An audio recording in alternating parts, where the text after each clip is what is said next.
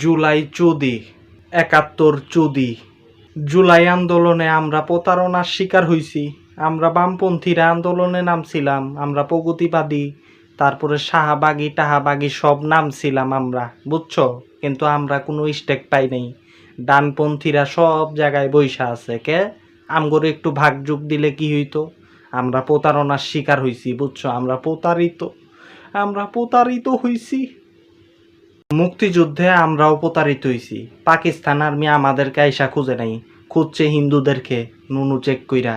তাইলে আমরা মুসলমানরা যুদ্ধে গিয়ে প্রতারিত হইছি। আমাদের পাকিস্তান সেনাবাহিনীর যারা বিদ্রোহী মুক্তিযোদ্ধা তারা প্রতারিত হইছে। তারা চাইছিল একটা সুন্দর দেশ, সেই সুন্দর দেশ না হওয়ার মাধ্যমেই তো প্রতারণা হয়েছে তাদের সাথে। আমাদের মুসলিম যুবকরা বেশিরভাগই মুক্তিযোদ্ধা মুসলিম, তারা যুদ্ধ করছে। তারা যুদ্ধ করার পর তো এই প্রতারণার শিকার হইল। কারণ মুসলমানদের এখন কই অবস্থা? ৭১-এর পর মুসলমানরা রিক্সা চালায়, হকারি করে, তারপরে নানান কর্মকাণ্ড করে, তাদের জীবনযাত্রার কোনো উন্নতি হয় নাই। পাকিস্তান আমলেও মুসলমানরা যেভাবেই ছিল এখনও তাই আছে। ৭১-এ আমরা প্রতারণার শিকার হইছি। পাকিস্তানও যা, বাংলাদেশও তা। দেখো না জুলাইয়ের পর ইউনূস কেমনে ক্ষমতায় বৈশা দুর্নীতি করলো। ছাত্র উপদেষ্টা সমন্বয়কারীরা কত পয়সা টয়সা কামাইয়া তারা একেবারে এই করে হালাইলো। তারপরেও তুমি কও জুলাই আন্দোলন, জুলাই একটা মেটিকুলাস ডিজাইন। ইউনূস বলছে এটা আসলেই ইউনূস দেহনা ক্ষমতায় গেছে জুলাইয়ের ভাগটাগ নিয়ে। সবাই আন্দোলন করার পর দুর্নীতি করছে কত টাকা, অন্তর্বর্তীকালীন সরকার। ছাত্ররা কত দুর্নীতি কইরা পয়সা টয়সা কামাইছে, বন্যার টাকা মাইরা দিছে তারা। এটা একটা মেটিকুলাস ডিজাইন আমেরিকার। মুক্তিযুদ্ধের পর দেখেন না শেখ মুজিব আর আওয়ামী লীগ ক্ষমতায় গেছে আর হিন্দুরা বাংলাদেশে মুয়া খাইছে। তাহলে হিন্দুরা ছিল স্টেক হোল্ডার। হিন্দু করে অসাম্প্রদায়িকতার নামে জায়গায় জায়গায় প্রশাসনে জায়গা দেওয়া হয়েছে। আর আওয়ামী লীগ সব জায়গায় চেতনার নামে ফায়দা তুলছে, দুর্নীতি করছে। শেখ মুজিবের কারণেই তো মুক্তিযুদ্ধের পর ৭৪-এর দুর্ভিক্ষ হওয়ার কারণে কোনো উন্নয়ন হয় নাই। যে মুক্তিযোদ্ধারা যুদ্ধ করলো তাদেরকে শেখ মুজিব হত্যা করছে বিভিন্নভাবে, জাসদের মুক্তিযোদ্ধাদেরকে হত্যা করছে, বাকশাল প্রতিষ্ঠা করছে, যে গণতন্ত্রের জন্য মুক্তিযুদ্ধের লড়াই হয়েছিল। এটা একটা প্রতারণা। এটা শেখ মুজিব দুর্নীতি করার মাধ্যমে, দুর্ভিক্ষ করার মাধ্যমে এবং বাকশাল চাপায় দেয়া শেখ মুজিব যে অন্যায় করছিল সব রাজনৈতিক দল নিষিদ্ধ কইরা, সেগুলি কিন্তু অন্যায়। সেগুলির ব্যাপারে বলো না কেন? আর এটা একটা ভারতের মেটিকুলাস ডিজাইন ছিল। এই জন্যই হিন্দুরা ফায়দা লুটছে ৭১-এর পর। জুলাইয়ের পর দেখো না আমেরিকা কেমনে লাভবান হইতাছে। আমেরিকা চুক্তি করতাছে, কত কি করতাছে। চায়না লাভবান হইতাছে, লাভের গুরুত্ব চায়না আর আমেরিকা খাইতাছে চুক্তি কইরা। হ্যাঁ, তারা তো চুক্তি কইরা একেবারে গোলামি করতাছো। তোমরা গোলামি চুক্তি করছো তাদের সাথে। জুলাইয়ে আমেরিকার লোকেরা যে তুমি করে মারে নাই ভুলে, এটার গ্যারান্টি কি? আমি তো শুনছি আমেরিকান স্নাইপাররা ইসা ছাত্র করে মাইরা প্রশাসনের উপরে দায় চাপায় দিছে। তাইলে এগুলি কি মিথ্যা? এগুলি মনে হয় সত্য। নাইলে আমেরিকা লাভের গুড় খায় কেমনে? সেন্ট মার্টিনে যাওয়া যায় না, চুক্তি করছে আমেরিকা। কাহিনী কি? মুক্তিযুদ্ধও কিন্তু ভারত স্টেক হোল্ডার ছিল, ফায়দা লুটছে। ভারতের একটা এটা চাল। কারণ ভারত কিন্তু বিমান হামলা করছিল। ভারতীয় বিমান বাহিনী কাউরান বাজার সহ প্রত্যেকটা জায়গায় বিমান হামলা কইরা পাকিস্তানের উপরে চাপায় দিছে। এটাও তো শোনা যায় যে ২৬শে মার্চ পাকিস্তানি আর্মির পোশাক টোশাক পইরা ভারতীয়রা এই কাজ করছে, হিন্দুরা ঢাকায় গণহত্যা চালাইছে। তাহলে এগুলি কিন্তু হইতেও পারে। আসলেই তো ভারত এগুলি কইরা পাকিস্তান আর্মির উপরে চাপায় দিছে। আর দেখো না মুক্তিযুদ্ধের পর তুমি একটু দেখো, জুলাইয়েরটা যেহেতু দেখছো, ভারত বাংলাদেশকে কেমনে চুইসা খাইছে। বাংলাদেশের আদমজি পাটকল, চিনিকল সব কিছু কল কবজা খুইল্লা ভারত তার কলকাতায় স্থানান্তরিত করছে এবং এগুলি চুরি করছে। ভারত বাংলাদেশের সেনাবাহিনী সব কিছু তারা চুরি করে লয়ে গেছিল মুক্তিযুদ্ধের পর। তারা বাংলাদেশকে লুইটা খাইতাছে। ভারত যেন তেনভাবে সীমান্তে মানুষ মারতাছে, ফায়দা লুটতাছে এবং বাংলাদেশকে গোলাম করার জন্য বাংলাদেশের রাজনীতিতে প্রতিনিয়তই ৭১-এর পর থেকে হস্তক্ষেপ করতেছে ভারত। তাহলে এবং একটার পর একটা গোলামি চুক্তি একতরফা। তিস্তা প্রজেক্ট করতে দিবে না আমাদের, তারপরে আমাদের পানি দেয় না ভারত। তাহলে কত সমস্যা, এগুলিও তো দেখতে হয়। খালি জুলাইয়েরটা দেহকে মুক্তিযুদ্ধের সময় যে ভারত মুক্তিযুদ্ধের পর থেকে বাংলাদেশকে পানি থেকে শুরু করে ব্যবসা বাণিজ্য সব জায়গায় রাজনীতি সব জায়গায় যে সমস্যা করতেছে ভারত। আমরা স্বাধীন দেশ, আমাদের দেশে কে ক্ষমতায় আসবো না আসবো এটা আমাদের ব্যাপার, ভারত বলার কে? কিন্তু ভারত তো সেটা বইলা দিতাছে। তাইলে ভারত কি সমস্যা করতেছে না? তাহলে এগুলি বুঝতে হবে, এগুলি বুঝো নাকে তাইলে। সুতরাং এটা একটা ভারতের মেটিকুলাস ডিজাইন ছিল ৭১।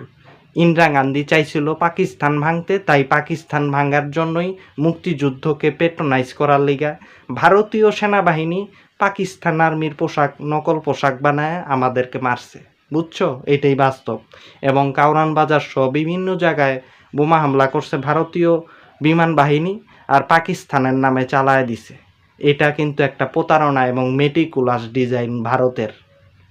দেখেন না, জুলাইয়ের পর সাদা কালা পতাকা দেখতাছি, হুজুরগো লম্ফজম্প, ধানমন্ডি ৩২ ভাঙ্গা দেওয়া হইল। হ্যাঁ, আওয়ামী লীগের কত কিছু ভাঙ্গা দিল, প্রথম আলো শেষ, ডেইলি স্টার শেষ, একদম আগুন টাগুন দিয়ে একেবারে শেষ কইরা ফেলাইলো তারা। তারপরে এই যে হুজুররা লাফালাফি করতাছে, হিন্দুদের রাম মন্দির হইতে দিব না। জুলাইয়ের পর জঙ্গি সন্ত্রাস বাইরা গেছে, ভারতের বিরুদ্ধে কত কথা। আওয়ামী লীগের লোকেরা ঘরে থাকতে পারতাছে না, দেশের ভিতরে জ্বলতাছে সব কিছু।